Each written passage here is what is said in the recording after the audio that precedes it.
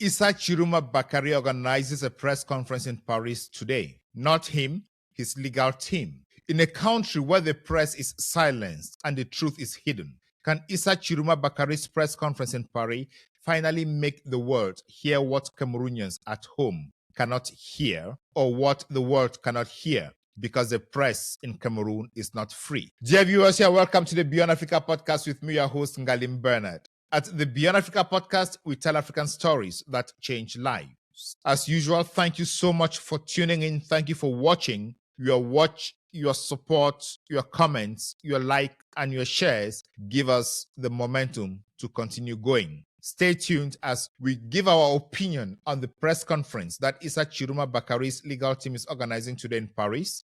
And our points are broken down into 5 issues. We hope you're going to watch till the end to understand what we intend to pass across as a message at this critical time when Cameroon is facing significant challenges. So today marks a significant moment in Cameroon's politics. Issa Chiruma Bakary's lawyers are holding a press conference in Paris, drawing controversy among supporters of Paul Biya. Critics have argued that it is improper to take Cameroonian political discourse to France or to any other country. But if we consider the geopolitical, informational, and strategic realities shaping Cameroon's crisis, this press conference appears both timely and necessary. This is a normal cliche we hear from those who stick to power in Africa, where they say African problems should be solved by Africans, African problems for African solutions. But are we in a situation where we can guarantee that those who hold power are actually listening to Cameroonians or to Africans, or they would only listen to Africans and to Cameroonians if the West gives an opinion about the issues? Let us think about this as we reflect on this question of Issa Chiruma Bakary's press conference in Paris. So in the wake of the elections of 2025 in Cameroon, the country is still at a crossroads. No one is certain what is going to happen over the next few days, weeks, or months. Why? Because Paul Biya, who has been in power since 1982, was declared the winner of an election for the 8th time by the Constitutional Council. But President Issa Chiruma Bakary is considered by a majority of Cameroonians, both at home and abroad, to have been the winner of the elections per the results that he published on his website. Always remember that Cameroon's Constitutional Council and ELECAM have never published the results of the elections, polling station per polling station, for anyone to verify the veracity of the results that they declared. Even though those are the official results as declared by the Constitutional Council, official does not always mean real and does not always mean true. If you doubt me, ask the Ivorians how Ouattara came to power. Or you can ask the Gambians how Yaya Jammeh left power for Adama Barrow to take over power. And today, Issa Chiruma is in the Gambia with Adama Barrow as the president of Gambia. So the first issue we're looking at is the geopolitical context, which demands international engagement. This press conference in Paris today reflects a geopolitical reality. And what is that reality? Cameroon's political situation is already a matter of international concern. Remember, most diplomatic offices and foreign governments have not recognized the results of the ballot box. But since the international community prefers to work with a government rather than with no government, they are forced to do business with the government that is in place. Whether the government is legal or illegal, legitimate or illegitimate, the international community is forced to do business. It is incumbent on Cameroonians to ensure that they have a legitimate and legal government, not only a legal without a legitimate government. I know I owe you viewers another video explaining the difference between a legitimate and a legal government or president. We'll definitely have that conversation very soon. So as we said, the post-election violence that we all know happened included reports from the United Nations that about 50 people died and thousands were abducted and incarcerated in detention centers. Of course, this drew global scrutiny around Cameroon's elections, and an international audience brings diplomatic weight and accountability that might not be achievable domestically. Moreover, Cameroon's historical and ongoing ties with France mean that the international attention is influential in shaping global perceptions. The press conference in Paris is therefore less about seeking foreign approval and more about amplifying voices that may be restricted or that are restricted within Cameroon. The second issue is Biya's government prioritizes her international image over domestic dialogue. This press conference is strategically sensible because Biya's administration is often seen as placing a higher emphasis on international advocacy than on domestic opinion.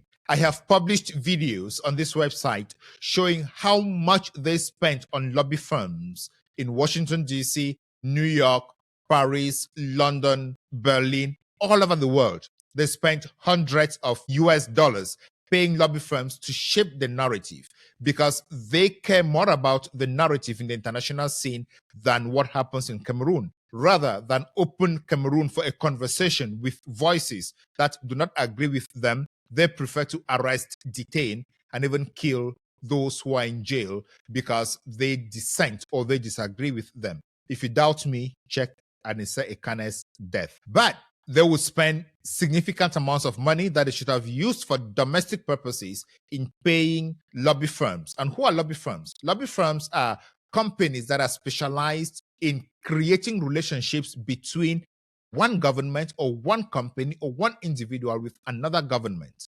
For instance, a lobby firm, say lobby firm A, receives money from the government of Cameroon to influence the United States foreign policy towards Cameroon.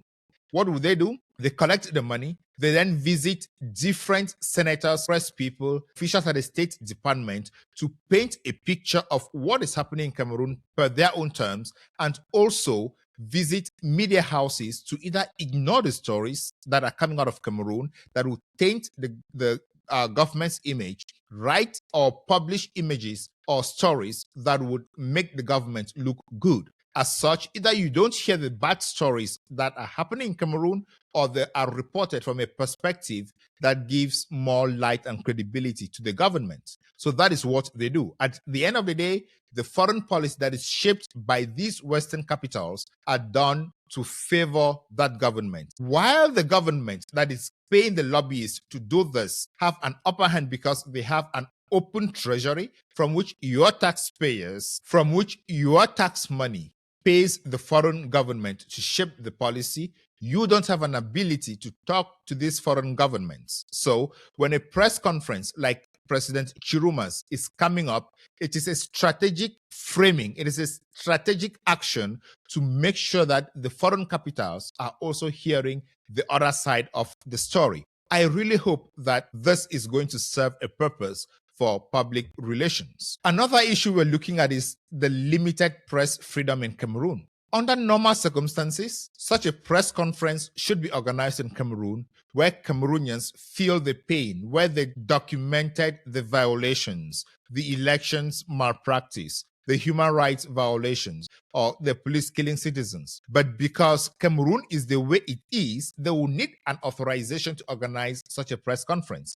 Or even if they don't need an authorization to organize such a press conference, the police, the GOs and the governors and the Minister of Territorial Administration would be ready to come and bundle them out of that press conference room. So ultimately, it makes sense to organize such a conference out of Cameroon, where they would present whatever they're presenting, answer questions that are asked to them, give any justifications they are giving, and create an international awareness of what is happening in Cameroon. It is no secret to anyone that journalists in Cameroon are not free to publish information they really want to publish. Le Jour was last week convened by the National Communications Council, and many other press organs have always been convened by this council. And simply because these journalists and these media houses cannot afford to continue going to these places where they would spend money and not publish the articles that they will need to publish, it simply makes sense for this press conference to be organized elsewhere where the truth would be released and independent media can communicate on it. The fourth issue is the international press can tell the story more effectively. While the press conference could not be organized in Cameroon because of reprisals and attacks, the international press can easily tell the story because it is being published abroad, where it would be possible for the global audience, including diplomats, NGOs, and international observers, to hear the unfiltered testimony by Issa Chiruma Bakary's lawyers. The documentation that can be referenced in international forums, including the Human Rights Reports and the African Union, would be made available there and then. And organizations like the African Union and other international organizations that seem to ignore the problem would therefore be put face to face with the reality. But however, without such visibility, documented reports of protests, deaths, arbitrary arrests, and repression would remain underreported and misrepresented. So whether the African Union and other diplomatic bodies work on what is going to be presented at the press conference tomorrow or not, the important thing at this point is this press conference is going to release that information. And talking about working on this, besides the fact that we've already mentioned, the lobbying is an important aspect of what we need to do. As Cameroonians, especially those in the diaspora, you have a responsibility to call to the attention of your elected representatives to know what is happening in Cameroon. Yesterday, I interviewed Nigerians who are doing exactly that. Go again to this channel and you would see the videos of Nigerians who have been lobbying by themselves. They've paid nobody to do that lobbying on their behalf. They have made friends with Americans who have taken this problem upon themselves. I mean, the problems of Nigeria upon themselves, and they're doing the advocacy simply because their American friends are seeing the danger and the problems that they are encountering in Nigeria. Cameroon is no different. Talk to your friends and create an awareness of this if you really believe that there are excessive human rights violations in Cameroon and the democratic space is narrowing, as everyone knows. The fifth point is the domestic information ecosystem limits democratic dialogue. While we're talking about the press freedom that is being limited, we know that democratic dialogue involves many different facets. Facets like simple organizations of a national conference, national dialogues, elections, press freedom, NGO spaces to sit and discuss. All of these are narrowing in Cameroon. Why? Because if Cameroonians get the opportunity to discuss and put on the table all that is happening in Cameroon, things would not be favorable for the government. That is why Atanganji would boast that he is a Molinex where he grinds everybody up. A democratic space were not narrowing in Cameroon, there would have been no question about Maurice Kamto's candidature. Maurice Kamto's candidature was presented by Manidem, and Anissa Ekane was Manidem's chairman before he was unfortunately killed. So you see the causation. You prevent Maurice Kamto from running for the elections, then at the end of the day, Anissa Ekane dies because while in custody, his oxygen extractor was taken away from him and he was killed. So the connection is very visible for everyone to see. Why? Because the democratic space is narrowing in Cameroon. And because that space is narrowing, it is just important that this press conference be organized somewhere else. It is true that some are arguing that taking the discussion to France is inappropriate and that national issues should be resolved domestically. However, this assumes that there is a level playing field in Cameroon, which is very questionable and inexistent. Why? Press freedom is severely limited. Political dissent carries potential risk of arrest and even death, like Anissa Ekane. Domestic outlets may be co-opted or intimidated, especially the news outlets. They are generally intimidated.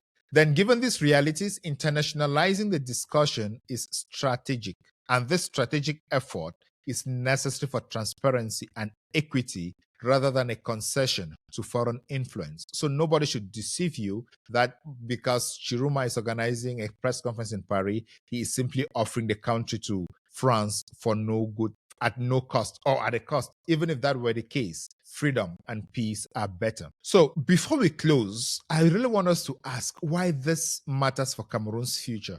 Why is this press conference in Paris necessary for Cameroon's future? The press conference is about ensuring that Cameroonians' voices are heard fully and safely. In a context where domestic space is constrained, this strategic choice ensures that unfiltered narratives reach global audiences, fostering accountability and supporting democratic principles. The Paris Press Conference is therefore not only timely, but crucial for Cameroon's ongoing struggle for transparency, representation, and justice. All Cameroonians are asking for is transparency, representation, and justice. Cameroonians are not asking for something that cannot be given or something that cannot be achieved. All these can be achieved if those who wield power today, whether internationally or domestically, accept to sit around a table and discuss the issues around these elections. For one thing, every onlooker knows that Issa Chiruma Bakary published results from polling station to polling station, and these results showed that he won the elections. So today's press conference is just a manifestation of the lack of transparency and the lack of democratic spaces in Cameroon. Who is at fault? Issa Chiruma Bakary? I don't think so. For the Beyond Africa podcast, I have been your host, Ngalim Bernard. See you in the next episode. What a time to be alive. What a time to follow Cameroonian politics. Thank you for liking, subscribing, sharing, and commenting.